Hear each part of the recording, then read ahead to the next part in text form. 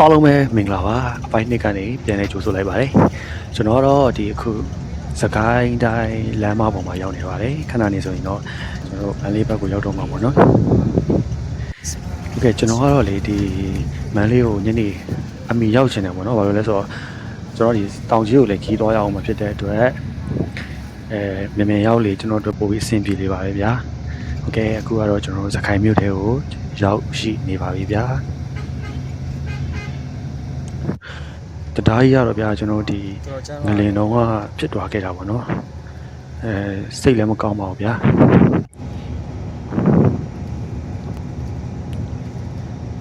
ဟုတ်ကဲ့အခုကျွန်တော်တို့မန္တလေးမြို့ထဲကိုစပြီးတော့ဝင်လာပါပြီ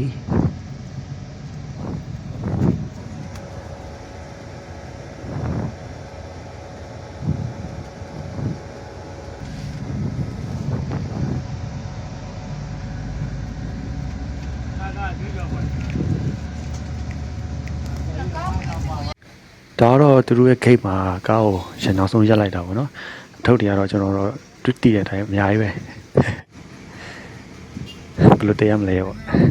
အဲ့ဒါနဲ့ကျွန်တော်ရဲ့အတိအကိုဖုံးဆက်ပြီးတော့ကူညီပေးပါတယ်ဒီကတော့ကျွန်တော်နေမဲ့နေရာတီကိုပေါ့နော်လိုက်ပို့ပေးတာပေါ့မတွေ့ရလဲကြာပြီဆိုတော့ကျွန်တော်တို့စကားလေးအများကြီးလမ်းမှာပြောဖြစ်ကြပါတယ်ဒီလိုလဲတင်ပါလေဗျာဒီကိုအခုတော့ကျွန်တော်နေမဲ့နေရာကိုရောက်ပြီပေါ့တယောက်ခန့်မရှိရဲ့အတွက်နှစ်ယောက်ခန့်ကိုပဲကျွန်တော်ငားပြီးနေလိုက်ရပါတယ်အိမ်ပြောင်းလာသလားထင်ရပါတယ်ဗောနော်အထုပ်တွေကတော့ဟုတ်ကဲ့ဗျာကျွန်တော်ခဏနေနားပါတော့မယ်အားလုံးကျေးဇူးများတင်ပါတယ်ကျွန်တော်တို့အပိုင်း3မှာပြန်ပြီးတော့တွေ့ကြမယ်ဗျာအားလုံးတတ်တာ